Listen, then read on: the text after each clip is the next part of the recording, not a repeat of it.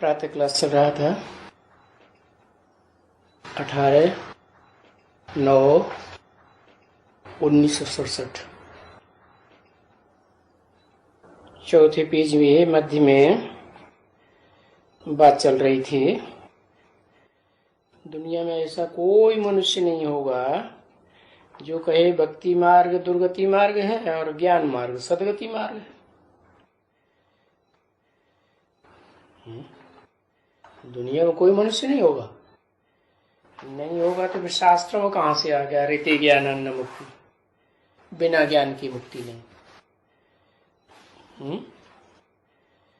तो बताया इस दुनिया में है ना, जो अभी दुनिया संगम में चल रही है, बाहर की दुनिया, उसमें ऐसा कोई आदमी नहीं है जो कहे कि भक्ति दुर्गति मार्ग है और ज्ञान ही सदगति मार्ग। अभी तो ये चीज ही अलग हो जाती है। क्या अलग हो जाती है? ज्ञान रहता ही नहीं, अज्ञान ही अज्ञान हो जाता है सारी दुनिया में। ज्ञान से सदगति माना ही मुक्ति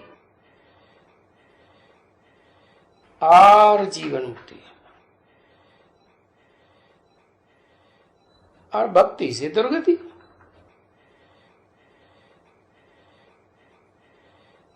तो बाप देखते हैं जबकि जीवन मुक्त करते हैं,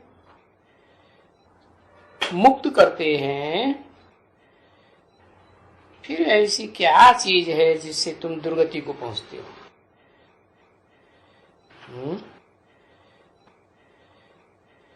बताओ भाई, क्या चीज है जिससे दुर्गति को पहुंचते हो? अरे भक्ति, और तो कोई चीज है ही नहीं।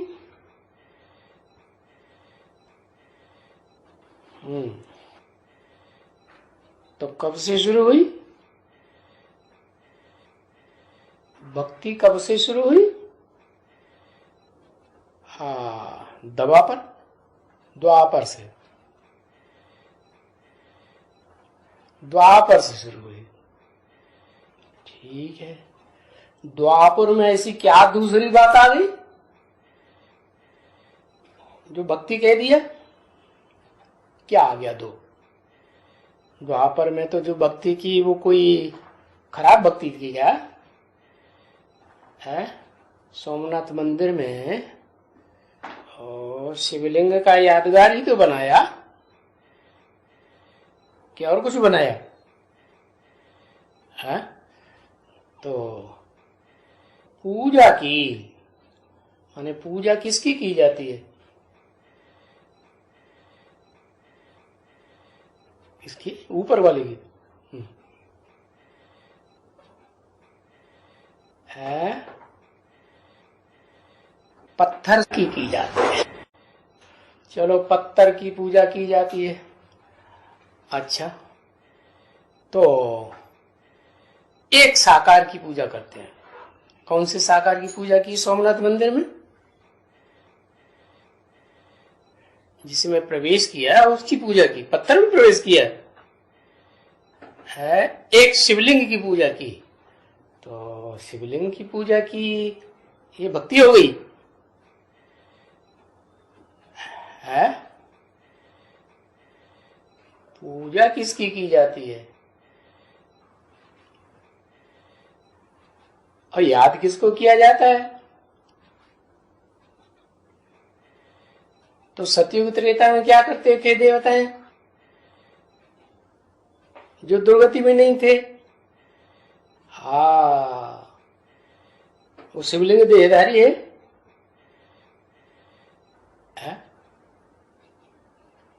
वो जो शिवलिंग बनाया सोमनाथ के मंदिर में, वो देहधारी की यादगार है। देहधारी की यादगार है, निराकारी नहीं बना। जिसकी पूजा करते हैं जिस शिवलिंग की, वो निराकारी नहीं बना था, जिसकी यादगार बनाई। तो देहधारी कहाँ हुआ? हाँ, संपूर्ण स्टेज की यादगार बनाई ना सोमनाथ मंदिर में, लेकिन जो यादगार बनाई है वो ओरिजिनल वास्तव में कोई बिंदु रूप स्टेज थोड़ा ही कहेंगे उसे। जो मंदिर में, सोमनाथ मंदिर में यादगार बनाई, वो जो यादगार रखी हुई है पत्थर का लिंग और उसमें बीच में हीरा, वो कोई आत्मिक स्टेज की यादगार है? नहीं। क्यों? हीरा तो पत्थर होता है कि आत्मा होता है? आत्मा तो पत्थर नहीं, पत्थर होती है तो उसकी पूजा नहीं। पत्थर से जब पारस बुद्धि बने तो पूजनीय है। जैसे हड़प्पा में और मेसोपोटामिया में, ग्रीस में या सिंध घाटी में जो मूर्तियां मिली हैं तो उनसे साबित होता है कि हाँ, वो निराकार की मूर्तियां उस समय बनाई गई होंगी। किस समय बनाई गई होंगी? 2500 साल पहले बनाई गई थी क्या? 2500 साल पहले नहीं। वो जो यादगार है, लिंग मूर्तियां जो मिल रही हैं खुदाइयों में, वो तो 5000 साल पहले की यादगार है। तो उस समय जो मूर्तियां बनाई गई थी, ये लिंग मूर्तियां, वो क्या समझ के बनाई गई थी बनाने वालों ने? और वो भक्तों ने बनाई थी कि ज्ञानियों ने बनाई थी? विनाश के टाइम पर, जब 5000 साल पहले विनाश हुआ था और बाप की प्रत्यक्षता हुई थी, तो वो लिंग मूर्तियां जो 5000 साल पुरानी मिल रही हैं, वो किसने बनाई थी?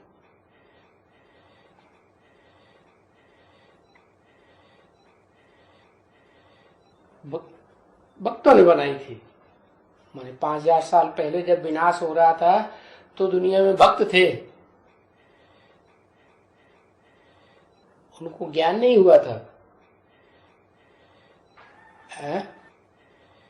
हाँ, वो उतना ज्ञान नहीं हुआ। जिन बच्चों ने ज्ञान समझा उन्होंने बनाई।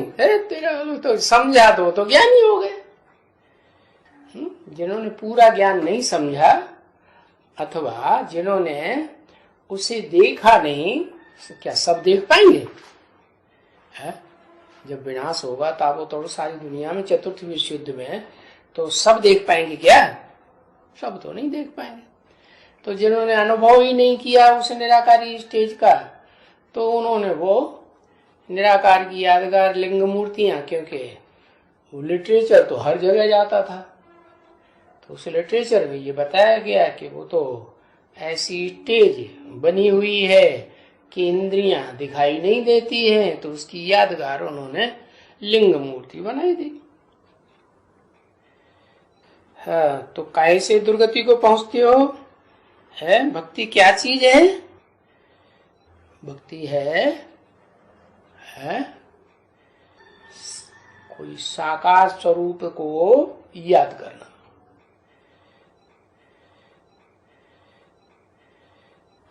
साकार स्वरूप को याद करना कि साकार स्वरूप निराकारी स्टेज में आ जाए, उसे याद करना।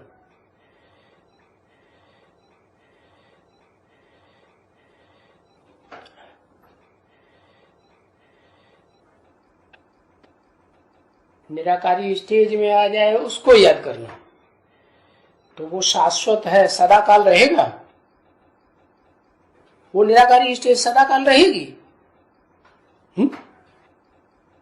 चलो 2500 साल तो रहेगी देवताओं की, सभी देवताओं की रहेगी, लेकिन उसके बाद जब द्वापर युग शुरू होता है तब वो निराकारी स्टेज रहेगी देवताओं की? नहीं रहेगी। रहेगी, नंबरवार रहेगी, लेकिन देवान तो आ जाएगा ना। थोड़ा भी देवान मिक्स हुआ तो मिक्सरिटी हो गई ना। तो बस वो जो साकारी स्टेज है उसको मूर्ति बनाओ, कुछ भी बनाओ, वो ये याद जो किया है बड़ा रूप, वो क्या हो गया? है, बड़े रूप को जो याद किया वो क्या हो गया? भक्ति हो गई। कैसे भक्ति हो गई? अगर ये याद है कि इस बड़े रूप में शिव प्रवेश है तो ज्ञान है।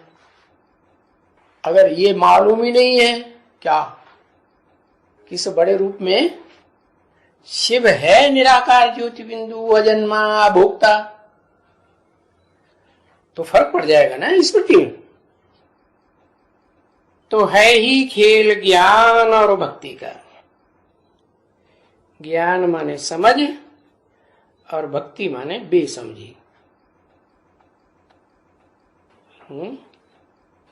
भक्ति माने बेसमझी, माने अज्ञान। अभी बहुत बहुत बहुत सन्यासी ये जानते हैं, बोलते रहते हैं ज्ञान भक्ति वैराग, ज्ञान भक्ति वैराग। ज्ञान की बात किसको रखते हैं? भक्ति को। और भक्ति की बात किसको रखते हैं? वैराग को। बहुत बोलते हैं। तो बाबा तो बहुतों के संपर्क में आए हुए हैं, और सिंध में यहां वहां जहां तहां होते ही थे। तो वो भी कहते ज्ञान भक्ति वैराग बस।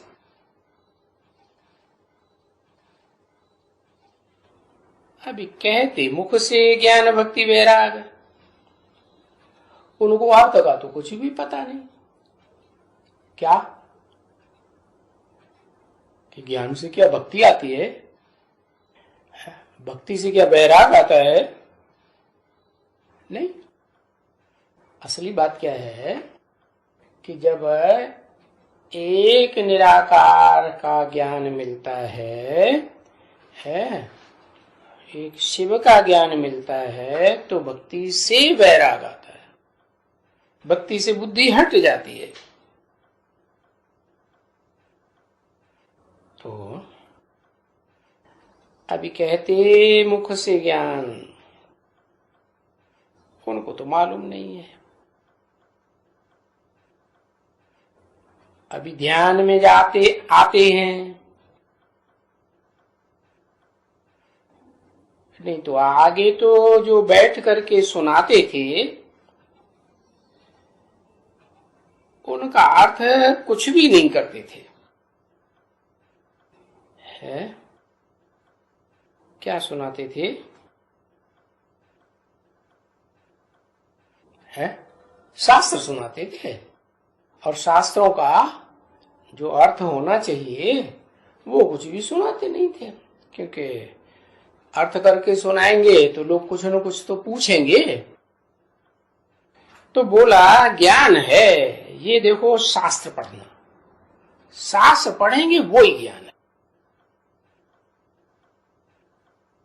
माना भक्ति कर, क्यों?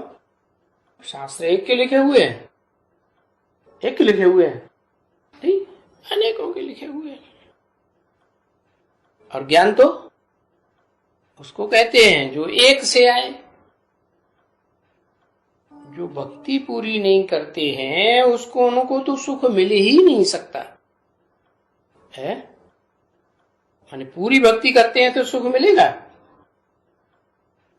है? पूरी भक्ति क्या होती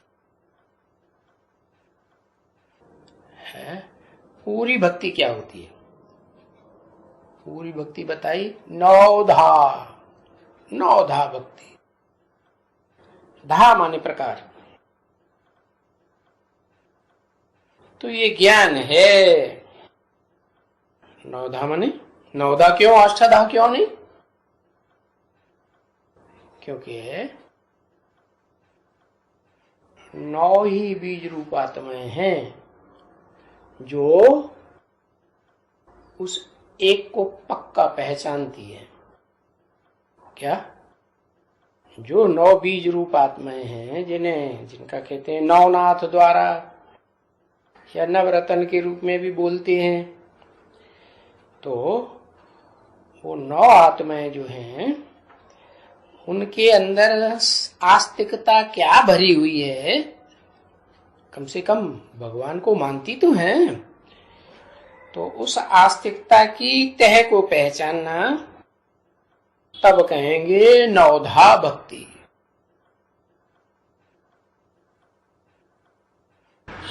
पूरी भक्ति ऐसी नवधा भक्ति करते हैं, सात्विक भक्ति, तो फिर उनको साक्षात्कार भी हो जाता है। अब कहते हैं ये ज्ञान है शास्त्र पढ़ना, शास्त्र का ज्ञान सुनाना चाहिए है, लेकिन किस शास्त्र का ज्ञान सुनाना चाहिए वो पक्का पता नहीं। जैसे देखते भी हैं दुनिया में, जो धर्म या धर्म को फॉलो करने वाले एक धर्म को मानते हैं, एक धर्म पिता को मानते हैं, वो धर्म की बातें हैं, एक धर्म पिता ने दी या 2-4 धर्म पिताओं ने दी? एक ने दी ना, 2-4 ने दी, एक धर्म पिता ने दी, एक धर्म शास्त्र को मानते हैं। तो जो ऐसे करते हैं उनकी दुनिया में वृद्धि देखी जा रही है, वो ऊंचे जा रहे हैं भारतवासियों के मुकाबले, या नीचे जा रहे हैं? ऊंचे जा रहे हैं। तो इसका मतलब है कि भले दूसरे धर्म वाले भी हैं, 9 धर्म है ना आस्तिक मुख्य, वो भी उनमें ये दृढ़ता होनी चाहिए। क्या? किस बात की? कि हमारा धर्मशास्त्र एक है, हमारा शासन करने का विधान एक है, माना धर्म पुस्तक एक है, और हमारा धर्म पिता भी एक है। तो तभी तो शंकराचार्य कहा ना कि ये शास्त्र भगवान आकर के कहे हैं।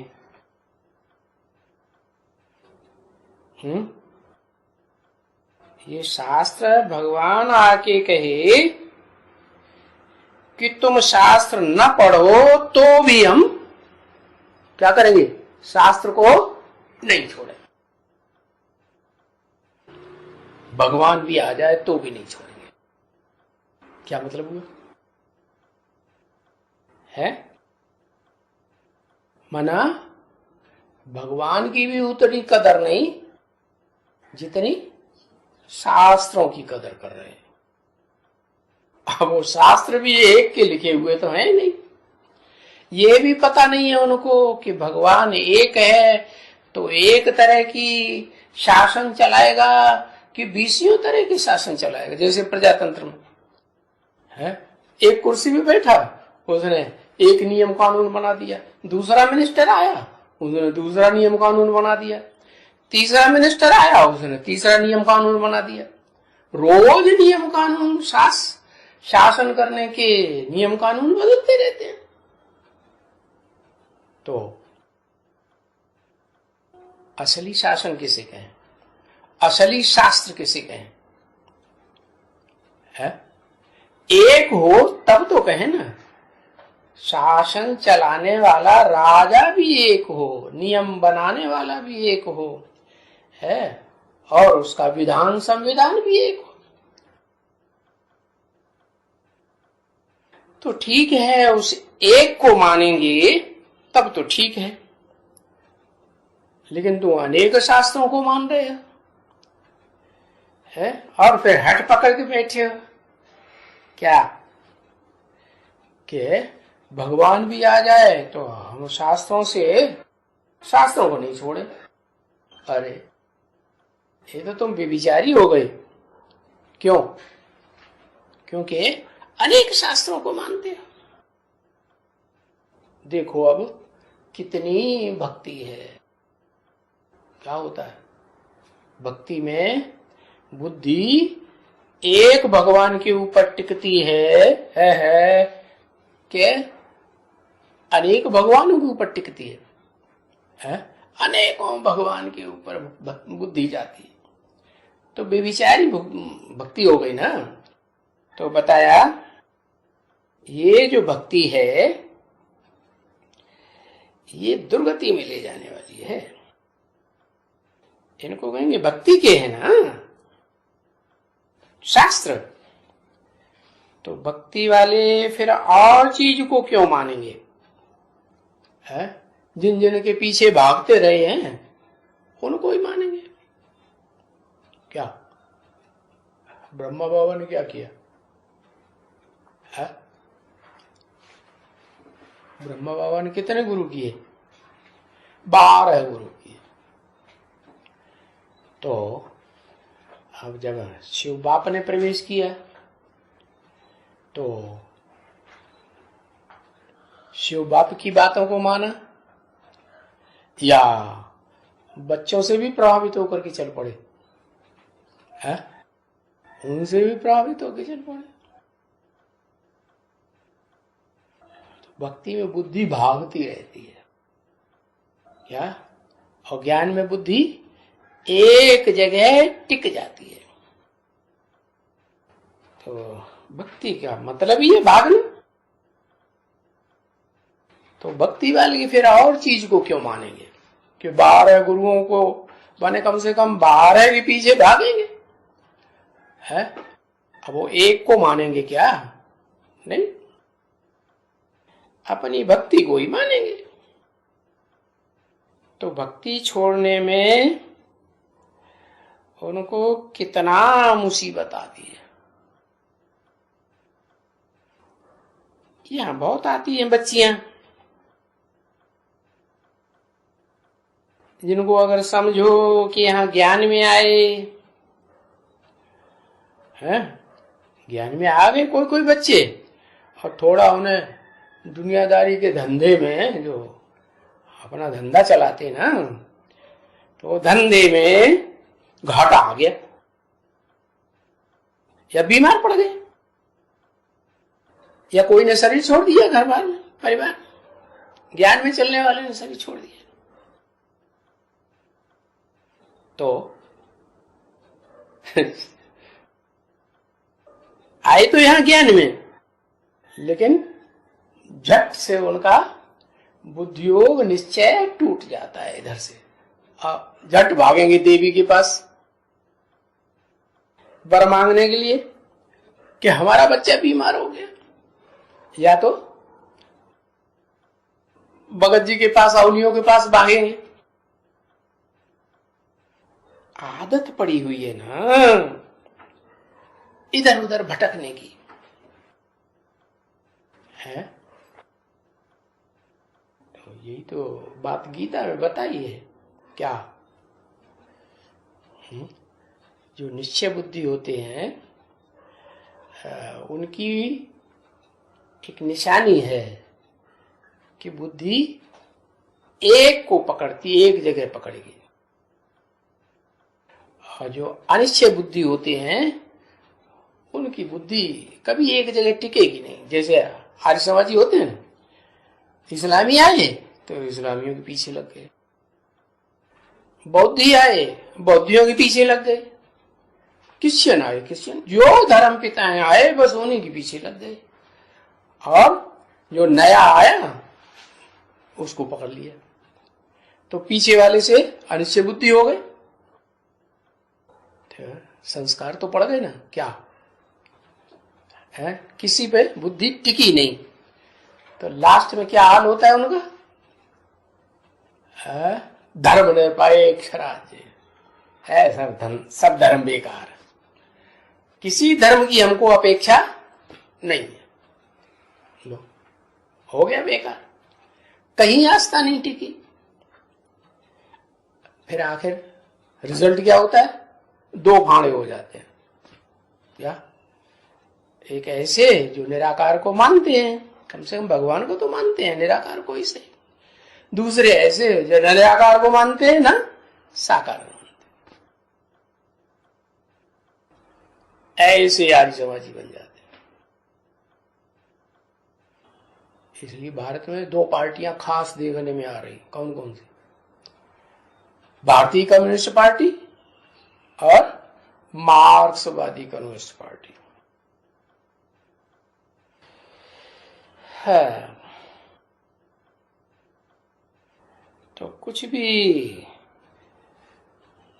जीवन में घाटा आ जाता है, परेशानी आ जाती है, तो यहां से चले जाएंगे छूट करके और झट देखो दूसरी जगह पकड़ लेंगे। यहाँ देखो कोई बात, यहाँ कोई आशीर्वाद तो होती नहीं जाती है, और न यहाँ कोई आशीर्वाद मांग सकते हैं। वहां तो जाकर के प्रार्थना करते हैं, है हमारे ऊपर कृपा करो, हमारा बच्चा बीमार है, फलाना है, ढीरा है। ऐसे होते हैं ना बच्चे। वो नहीं बच्चियां जाती हैं देवी के पास। और आंखें कितनी खराब होती हैं, है तो देवियों के पास जाते हैं।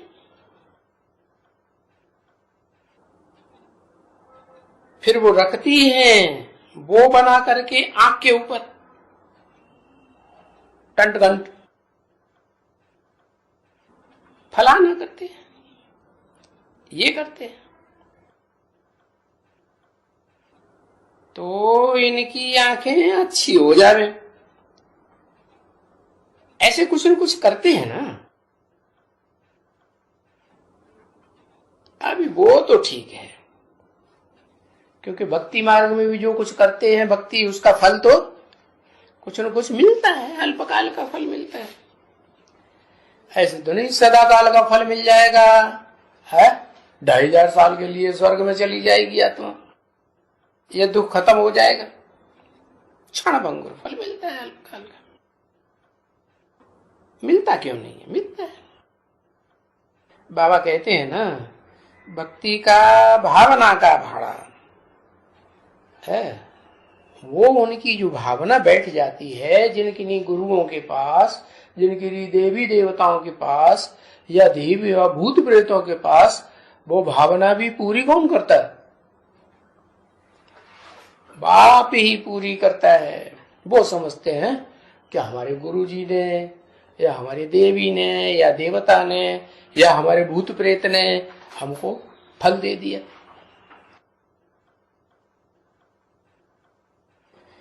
भले हनुमान को भी कहते हैं ना,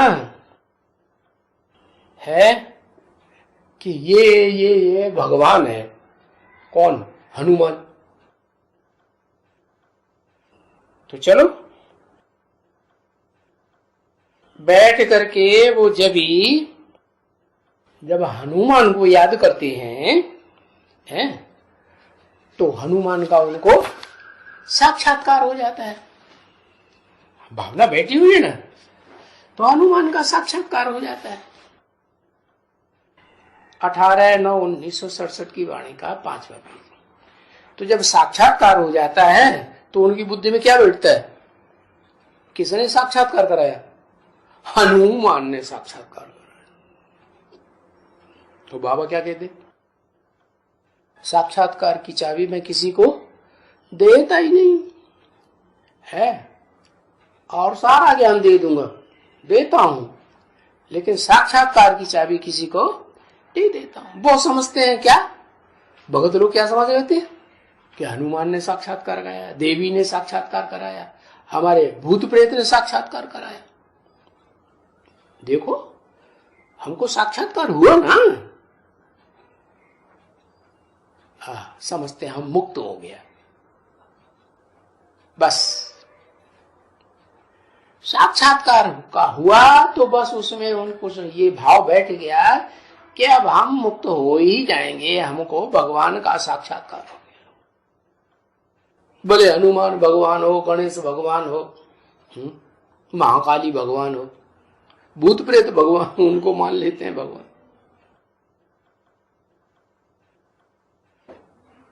कोई लक्ष्मी नारायण का साक्षात्कार हुआ, कृष्ण का साक्षात्कार हुआ या किसका भी हुआ, तो उनको ये भाव बैठ जाता है। कोई कोई बोलेंगे अब हम मरने के बाद मुक्त हो जाएंगे, हमें भगवान का साक्षात्कार हो गया, भगवान हमारे ऊपर प्रसन्न हो गया और फिर अब हम मुक्त हो जाएंगे तो फिर कृष्णपुरी में जाएंगे। है दुख दर्दों की दुनिया से छूट गए तो सुख की दुनिया में स्वर्ग में चले जाएंगे। अभी उनको ये तो पता नहीं है हनुमानपुरी कहां है? कहां हो सकती है हनुमानपुरी?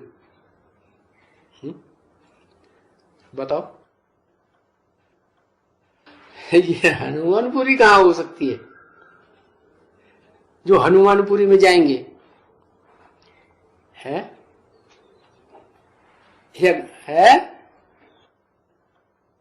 सूक्ष्म, हाँ जो बंदरपना भरा हुआ है ना, हनुमान बंदर है ना, जानवर है, क्या है, जानवरों जैसे कर्म करता है। तो अरे भाई जानवरों जैसे जब कर्म करता है तो उसको देवता का जन्म मिलेगा या भूत प्रेत का जन्म मिलेगा? है भूत प्रेत का जन्म मिलता है। तो सूक्ष्म बतन हुए ना भूत प्रेत, तो कोई इन आंखों से तो देखने में नहीं आते, लेकिन वो जब प्रवेश करते हैं कोई में तो उनकी एक्टिविटी बदल जाती है, तो पता चलता है कि हाँ इनमें कोई सूक्ष्म शरीरधारी आत्मा भूत प्रेत आ गया। तो ये किसी को पता नहीं है कि हनुमान की पूजा करने वाले हैं, हनुमान को भगवान मानते हैं, तो क्या स्वर्ग में जाएंगे या सूक्ष्म बतन में हम भूत प्रेत बनेंगे? जानवर को याद करेंगे, जानवर की पूजा करेंगे तो कहां जाएंगे? जो जानवरों की दुनिया है, जानवर क्या करते हैं? जानवर मनुष्य होते हैं क्या? अकल होती है उनमें, बुद्धि चलती है, मन बुद्धि का काम सोचने विचारने का करते हैं? नहीं, बिना सोचे विचारे जो काम करता है वो तो राक्षस जैसा हो गया, जानवर हो गया। तो उनको ये पता ही नहीं है कि हनुमान कहाँ, उनकी पुरी कहाँ, गणेश जी कहाँ, उनकी पुरी कहाँ हो सकती है? अरे इतनी लंबी नाक वाला, कहते हैं ना इसकी नाक बड़ी ऊंची है। नाक बड़ी ऊंची है मतलब मान मर्तबा बहुत है। तो नाक वाला वो गणेशपुरी कहाँ होगी वो कुछ पता ही नहीं। वहां जाएंगे गणेश जी के पास, तो गणेश जी तो देवता है ना, हम देवताओं की पुरी में चले जाएंगे। हमारी अब जरूर है, पक्का है, हमको साक्षात्कार तो हो गया ना, प्रसन्न हो गए ना भगवान, हनुमान हो या गणेश हो, तो अब हम जब मरेंगे ना तो हमारी अंतमते सोगते हो जाएगी, हम गणेश जी के पास, हनुमान जी के पास चले जाएंगे। तो देखो अब उनको समझ है इस बात की, क्या कि जिसको याद करेंगे वैसे ही बनेंगे ना, वैसी ही दुनिया में जाएंगे ना। क्या जानवरों को याद करेंगे, राक्षसों को याद करेंगे, भूत प्रेतों को याद करेंगे तो उसी तरह की दुनिया में जाएंगे ना। अभी तुम बच्चों को समझ आ गई है क्या? तुम बच्चों को क्या समझ आ गई है? वो कहते हैं ना भगत है वो हनुमान को याद करता है? हनुमान किसको याद करता? राम जी को याद करता। राम जी किसको याद करते?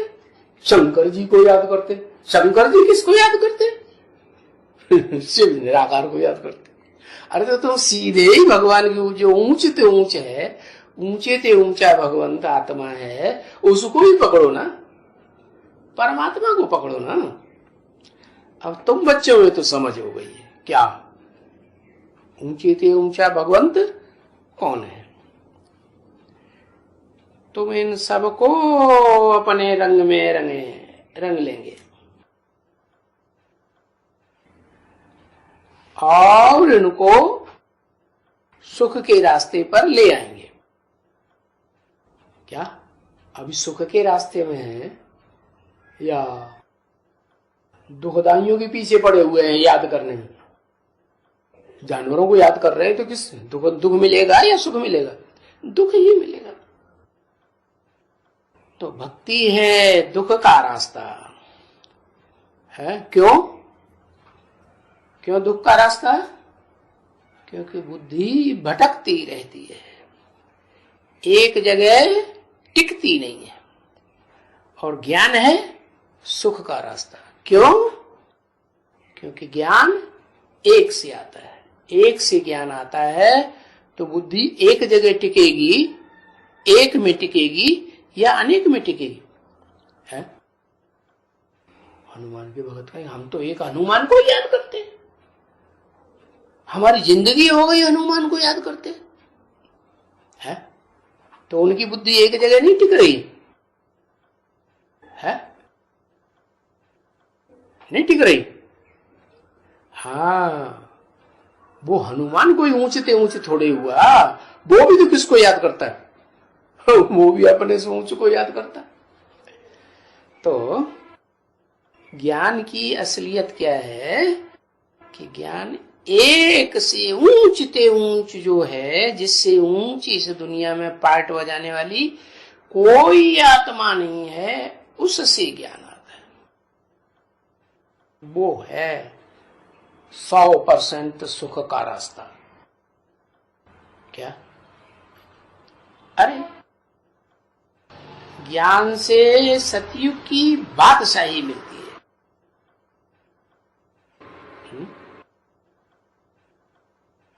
सतयुग की बादशाही किसको मिलती है? अरे किसको मिलती है सतयुग की बादशाही? कृष्ण को मिलती है। अच्छा, तो उनको ज्ञान मिल गया? ज्ञान मिलता है? नहीं मिलता, कभी मिलता ही नहीं। कृष्ण को ज्ञान मिलता है ना? है स्थूल शरीर में देह बुद्धि रखी रहती है तब भी नहीं मिलता। सूक्ष्म शरीर जब होता रहता है तब भी नहीं मिलता है। सूक्ष्म शरीर से भी किसी शरीर में प्रवेश करके उनको ज्ञान मिलता है ना। जब मिलता है, असलियत को पहचान लेते हैं, तो फिर उनको सतयुग की ऊंची से ऊंची बादशाही मिलती है कि नहीं? मिलती है। और अज्ञान से कलयुग की बादशाही मिलती है। क्या बुद्धि एक जगह टिकी नहीं है? क्या दादा लिख रहा है, ब्रह्मा की जो आत्मा है, चलो अभी तो कहेंगे एक जगह बुद्धि नहीं टिकी है, कहीं गुलजार दादी के पास भाग जाते, कहीं बच्चों के पास भाग जाते, कहीं महाकाली के पास भाग जाते कि नहीं है? भागते हैं ना, भाग जाते। तो आखिरी में उनकी बुद्धि टिकेगी कि नहीं टिकेगी? भगत हैं, चलो अभी भगत हैं, 12 गुरुओं के पीछे पीछे भागते रहते हैं। तो विश्वास तो पक्का है। क्या क्या विश्वास पक्का है? भागते भागते वो आखिरी छोड़ते तो नहीं है, एकदम इसको कहा जाए विकारी हो जाते हैं, नरकवासी हो जाते हैं। बुद्धि में ज्ञान बैठा हुआ है, ये पक्का हो गया साक्षात्कार से कि मैं कृष्ण बनूंगा है। ये पक्का साक्षात्कार हो गया, लक्ष्य पक्का मिल गया, और उस लक्ष्य पर अगर डटे रहेंगे तो लक्षण आएंगे या नहीं आएंगे? तो 16 कला संपूर्ण के लक्षण आ जाते हैं। बाकी ऐसे भी नहीं है कि कलातीत बन जाए, है? ज्ञान सूर्य के समान बन जाएंगे क्या? हो तो नहीं। तो ये सब इस समय में, चाहे कलयुग के राजाएं हों, द्वापर के राजाएं हों, त्रेता के राजाएं हों, सतयुग के राजाएं हों, या ऊंचते ऊंच है, स्वर्णिम संगम युग का राजा कौन है? संगम स्वर्णिम सयुग का राजा कौन हुआ? नारायण। अरे नारायण तो सतयुग में बहुत होते हैं। आदि नारायण। अच्छा, आदि नारायण विश्व का मालिक बनेगा? आदि नारायण, नारायण देवता है कि भगवान है?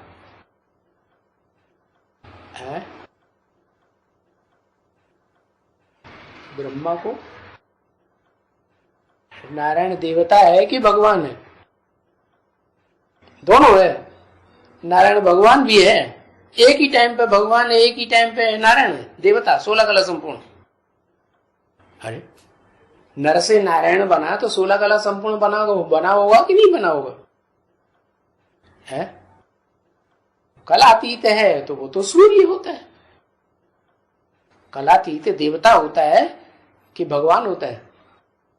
भगवान सबसे डिटैच होके रहता है या अटैचमेंट में रहता है? क्या रहता है? डिटैच होके रहता है। सारी दुनिया से बुद्धियोग डिटैच होके रहे, ऐसी स्टेज बने तो सारी दुनिया का बादशाह कहा जाएगा। क्या उनको कहते हैं? क्या लक़ब दिया? भगवान भगवती। लेकिन भगवान तो अकेला होता है कि दो होते हैं? भगवान तो एक होता है। तो कैसे कहेंगे? है कैसे कहेंगे भगवान है? विष्णु लोक में किसका राज्य? विष्णु का राज्य। उस विष्णु के राज्य में कोई मुखिया आत्मा होगी कि चारों भुजाएं मिलकर के राज्य करेंगी, प्रजातंत्र शासन चलाएंगे? है कौन? भुजाओं में चलाने वाला वहां होगा, विष्णु लोक में होगा। है वो विष्णु लोक में होगा कि विश्वनाथ कहा जाता है? सारे विश्व में राजा ही करता है कि सिर्फ विष्णु लोक में राजा ही करता है? वो तो दोनों जगह राज करता है। तो जो दोनों जगह राज करता है, विष्णु लोक में भी कंट्रोलिंग बुद्धि योग से और सारी दुनिया में भी कंट्रोलिंग, तो वो एक है या दो है? उसको कहेंगे। तो ये हिसाब बना हुआ है हर आत्मा का। एक जैसी प्राप्ति हर आत्मा को हो नहीं सकती। तो कहेंगे नंबरवार बादशाही। ये सब इस समय बन रहे हैं। क्या? राजा रानी, प्रजा, नरकवासी, स्वर्गवासी और विष्णु लोकवासी कहां बन रहे हैं? यहां। ये सब बादशाहियां यहां तैयार हो रही हैं। इस समय में सभी राजा रानी तथा प्रजा नरकवासी के, नरक के मालिक हैं। क्या? सभी माने कौन कौन? चाहे वो विश्व का मालिक बना हो कभी दुनिया में है, और चाहे वो विष्णु लोक में राजाई करता हो। विष्णु लोक में राजाई किसकी चलती है? वहां पावरफुल कौन सी भुजा पावरफुल है?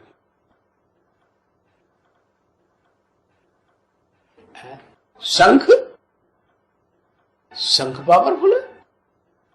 शंख माने लक्ष्मी है? लक्ष्मी पावरफुल है। अच्छा, लक्ष्मी ऊंची गद्दी में बैठती है? जब राजाई चलती है तो लक्ष्मी ऊंची गद्दी में बैठती है कि महालक्ष्मी ऊंची गद्दी में बैठती है?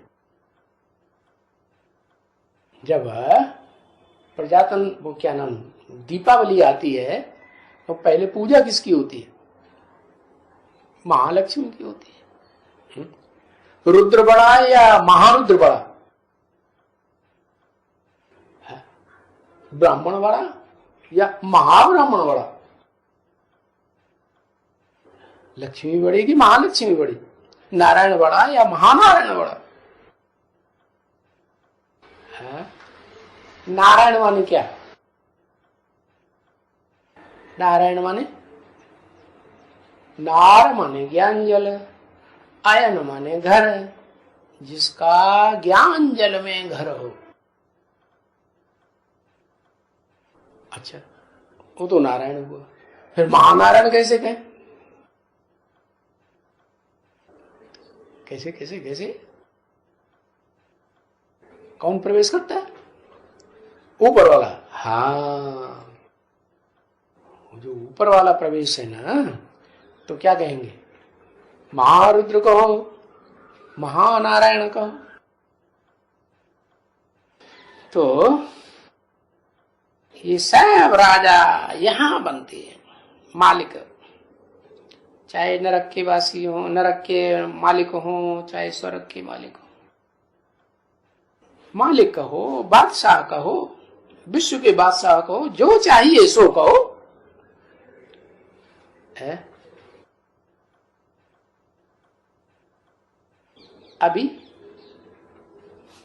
अभी कहां के वासी हैं ये सब? है? हाँ, सब नरक के वासी हैं। चाहे वो विश्व के महाराजन रहे हों, वो भी इस समय कहां के वासी? नरक के वासी। कि स्वर्ग के वासी है? न स्वर्ग के वासी तो कोई है ही नहीं। अभी राजधानी कहां स्वर्ग की स्थापना हुई? राजधानी नहीं स्थापना। अभी किसको मालूम थोड़ी है, बाहर वालों को क्या है कि दुनिया के जितने भी छोटे बड़े राजाएं हुए, वो सब कहां के वासी है? अभी नरक के वासी।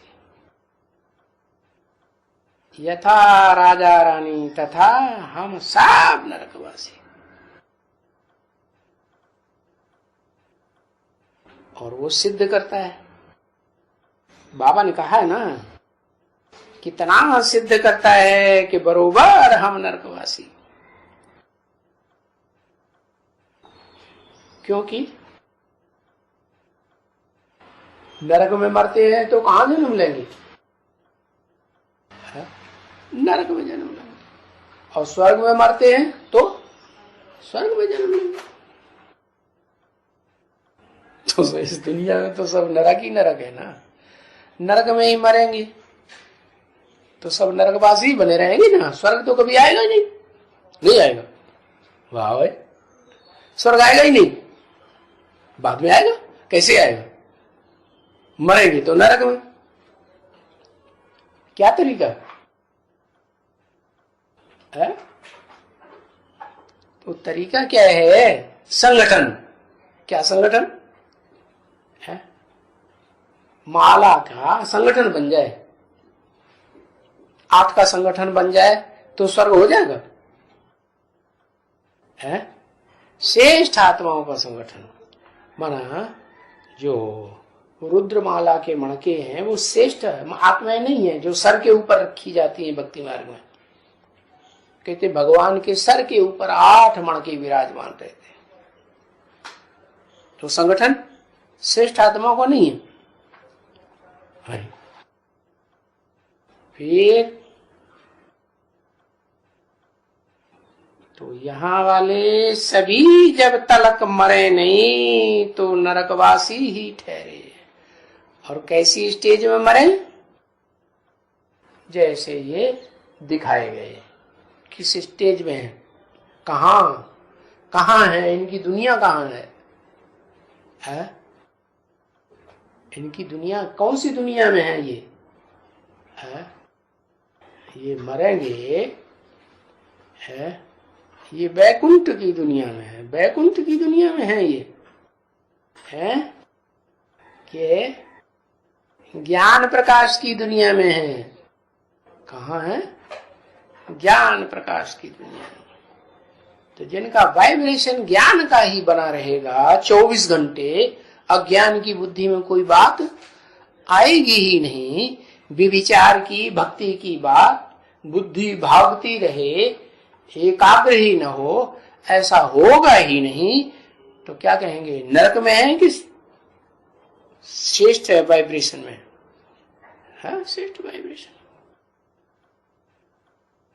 तो वो तब ही कहेंगे जे देवी हृदय अभिमान से मरे। स्वर्ग में तो कोई नहीं कहेंगे ना अभी कि हम स्वर्गवासी हो गए। अब स्वर्ग में तो स्वर्ग ही है। क्या है? स्व आत्मा गई, कहां गई? स्वस्थिति में गई, तो स्वर्ग में है। अगर स्वस्थिति में नहीं है 24 घंटे तो कहां है? एक पांव नरक में तो एक पांव स्वर्ग। पता नहीं, दो नाव में पांव है और नाव में कहीं अलग अलग हो गई तो क्या होगा? है दाढ़ से नीचे गिरेंगे। तो वहां स्वर्ग में पुनर्जन्म, कितना पुनर्जन्म तुमने समझ लिया है? आधा कल्प तुम जन्म मरण के चक्र में, क्या वहां तुम्हारा जन्म मरण का चक्र चलेगा? स्वर्ग में चलेगा? चलेगा है? नहीं, ये जन्म मरण का चक्र इस दुनिया का है, द्वैतवादी दुनिया का। क्यों?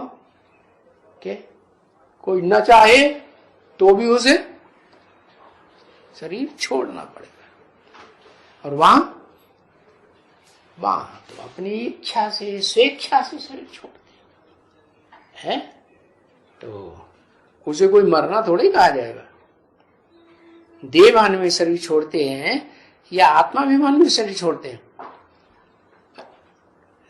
आत्माभिमान में शरीर छोड़ते हैं ना, तो आत्मा की ही स्मृति रहेगी ना अंत समय में। हाँ, वहां मरण की बात ही नहीं होती है। क्या मरण माने?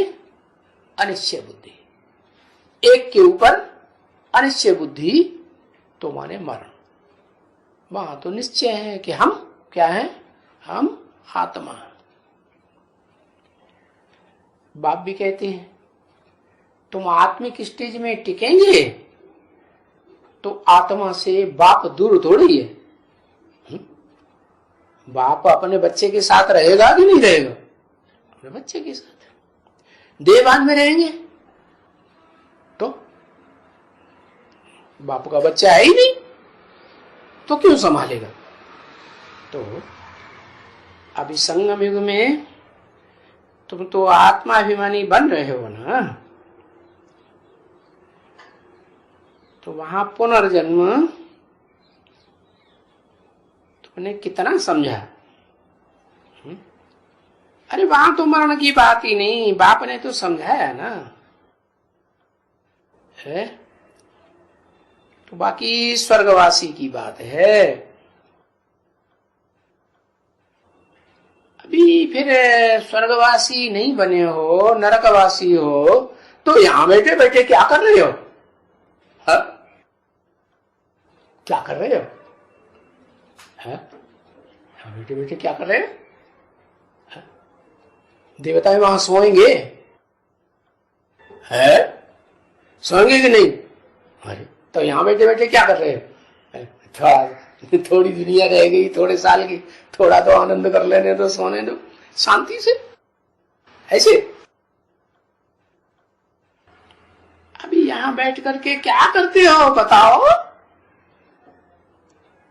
है? हम स्वर्गवासी बनने के लिए स्वर्ग की स्थापना करने वाले बाबा के पास बैठे हैं। किसके पास बैठे हैं? है? 67 में तो बच्चे यही कहेंगे, स्वर्ग की स्थापना करने वाले बाबा के पास बैठे। तो क्या बैठे हैं बाबा के पास? 67 में कहें कि बच्चे ये कहते हैं कि हम बाबा के पास बैठे हैं। बाबा हमारे बेल्ला के पता नहीं कहाँ चले गए, किसी को पता भी नहीं। कभी कहते हैं नेपाल में जन्म लिया, ऐसे कहते हैं ना, मम्मा बाबा ने कहाँ जन्म लिया? साक्षात्कार में देख के आए है संदेशी, और कहती नेपाल में जन्म लिया। धड़ाधड़ नेपाल में सेंटर खोल दिए। तो क्या बाबा के पास बैठे हैं? नहीं, जो स्वर्ग की स्थापना करने वाले बाबा हैं वो हमको ये ज्ञान की एक बूंद देते हैं। जैसे ऐसे बाबा के पास बैठे हैं। कैसे बाबा के पास बैठे हैं? कितना ज्ञान देते हैं? ज्ञान की एक बूंद देते हैं। अरे एक बूंद से पेट भर जाता है?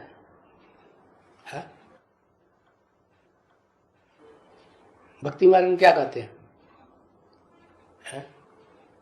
तेरी एक बूंद के प्यासे है, तू प्यार का सागर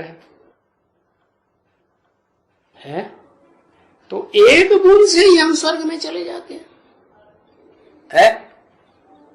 क्या तेरी ज्ञान की एक बूंद मिल जाती है, उसी से हम स्वर्ग में चले जाते हैं। अरे बूंद भी क्यों है? बूंद किस लिए तुम चाहते हो? क्योंकि बाबा ने कहा ना, थोड़ा भी तुम ज्ञान कोई सुने तो भी वो स्वर्ग में आ जाएगा। ज्ञान सुने? किससे ज्ञान सुने? ऐरा गैरा सत्तू नत्थु खैरा, कोई से भी ज्ञान सुन लेगा तो ज्ञान में आ जाएगा? नहीं, किससे सुने? है एक बाप से दो शब्द भी सुने, पुरुषार्थ करे या न करे, वो स्वर्ग में आ जाए। एक बार मिला, थोड़ा ज्ञान सुना और कोई पकड़ के ले गया कि भाई तुम्हारे कारखाने में आग लग रही है, तो उठा के भले भाग जाए। भाग जाएगा कि नहीं? भाग जाए। तो एक बूंद लेके गया कि नहीं? है? एक बूंद लेके गया तो स्वर्ग में क्यों नहीं आएगा? तो वो एक बूंद चाहिए। ऐसी एक बूंद लेने वाला बनना है? नहीं बनना, नहीं बनना। तो क्या बनना है? क्या करना है? अरे सारे ही ज्ञान सागर में गोता लगा जाओ, डूब जाओ ना। डूब जाएंगे तो क्या होगा? ज्ञान सागर में डूब जाएंगे तो देवांश से मरेंगे या बच जाएंगे? है? देवांश से मर जाएंगे। कहां मरे? अरे नरक में मरेंगे तो नरक में जन्म लेंगे। अभी कहां मरे? तो ज्ञान सागर में मरे तो कहां जन्म लेंगे? है? हाँ, क्या सदगति में जाएंगे, क्योंकि ज्ञान से ही सदगति होती है। बाकी ऊंच पद पाना है वो तो फिर है पुरुषार्थ के ऊपर। क्या? किसके ऊपर? देह अर्थ के ऊपर नहीं। देह के लिए मर रहे हैं, देह के लिए जी रहे हैं, देह का ज्यादा ध्यान है। अरे भाई, तो पुरुषार्थ कहेंगे? है? वो पुरुषार्थ नहीं कहेंगे। पुरुष माने आत्मा, अर्थ माने लिए। किसके लिए? आत्मा के लिए सब कुछ करेंगे तो फिर ऊंची से ऊंची प्राप्ति भी करेंगे। आत्मा की जन्म जन्मांतर की प्राप्ति करेंगे। बात की है तो ठीक। ये जो गीत तुमने सुना, क्या गीत चला था मुरली में? है तू प्यार का सागर है, तेरी एक बूंद के प्यासे है। अब देखो गीत कितना अच्छा है, टांट मारने वाला। टांट मार रहा है गीत के असलियत बता ही रहा है। क्या टांट मार रहा है? अरे भाई सागर मिल गया तो तुम एक बूंद के प्यासे क्यों हो? है कोई ने इसका अर्थ थोड़े ही समझा, ना समझेंगे कि ज्ञान सागर का लोटा भी हमको देवे। लोटी जैसे गंगा से नहीं भर करके आती है, गंगा में जाते हैं तो लोटी भर करके आते हैं, तो ये सीखे हुए हैं ना, है गीतों से सीखे हुए हैं, गीत बीते कि लोटी हम गंगा से भर करके ले जाएंगे, है तो हम पतित से पावन बन जाएंगे, क्योंकि गंगा ही तो पतित पावनी है, तो लोटी भर करके ले जाए। पानी में डाल करके लोटी क्यों ले जाते हैं? कहां की यादगार? अरे यादगार बताओ कहां की, कैसे? अरे अरे यह संगम युग की यादगार कैसे, सो बता दो। है अज्ञान ज्यादा। अरे गंगा जल में से लोटी भरी तो ज्यादा और कम ज्ञान है क्या? है गंगा ज्ञान गंगा की बात है ना, ज्ञान गंगा है तो सर पर बैठी हुई है ना भगवान के, तो उनमें तो ज्ञान कुछ न कुछ तो होगा ही, भले नीचे उतरे, संसार का कल्याण करने के लिए ज्ञान देने जाए दूसरों को, दूसरों का संग का रंग लगे, कुछ तो ज्ञान सुनाएंगी, तो ज्ञान का अंश मिलेगा कि नहीं मिलेगा? है ज्ञान का अंश मिलेगा, ज्यादा ज्ञान नहीं मिलेगा कि फुल 100% ज्ञान मिल जाए। क्यों ले जाते हैं कि कुछ तो एक बूंद तो मिलेगी, तो लोटी ले ही इसलिए जाते हैं कि रोज उसमें से एक बूंद निकाल के पानी में मिलाएंगे तो फिर स्नान करते हैं। क्या उस ज्ञान जल से स्नान करते हैं जैसे कि हम गंगा का स्नान। अब एक लोटी निकाली, कौन सी लोटी? लोटा नहीं, लोटा नहीं, लोटी। लोटा क्यों नहीं बोलते? अरे लोटा और लोटी में क्या अंतर है? हैं? लोटा माने मेल और लोटी माने फीमेल, माने कन्याएं माताएं जो हैं वो ही ज्ञान गंगाएं ज्ञान नदियां बनती है। ऊंची स्टेज से जल लेकर के आती है और नीचे मैदान में सबको फायदा होता जाता है। तो लोटी क्या चीज हुई? कन्याएं माताएं लोटी जो ज्ञान को प्रैक्टिकल जीवन में ज्यादा धारण करती है और वो लोटी भर के ले आती है। गंगा ज्ञान गंगा नदी कहो, जमुना नदी कहो, सरस्वती नदी कहो, लोटी क्या भरी उसमें से? लोटी माने ये क्या है? बुद्धि रूपी लोटी है उनकी। तो लोटी भर के ले जाते हैं, फिर उसमें से बूंद बूंद लेके रोज पानी में डालते हैं, स्नान करते हैं, जैसे हम ज्ञान गंगा में स्नान करते हैं रोज। तुम लोग कितने तीर्थ यात्रा नहीं किए क्या? इस जन्म में इतनी तीर्थ यात्रा नहीं की है। इतनी माने कितनी? इतनी माने जितनी लक्ष्मी नारायण ने भक्ति की है इतनी तुमने नहीं की है। ऐसे संपर्क में नहीं आए हैं। बाबा तो ऐसे बहुत संपर्क में आए हैं। क्या बाबा क्यों बहुत संपर्क में आए? क्योंकि बाबा ने पूरा 16 कला संपूर्ण ज्ञान उठाया तो भक्ति भी पूरी की। और तुम बच्चे नंबरवार हैं। ओम।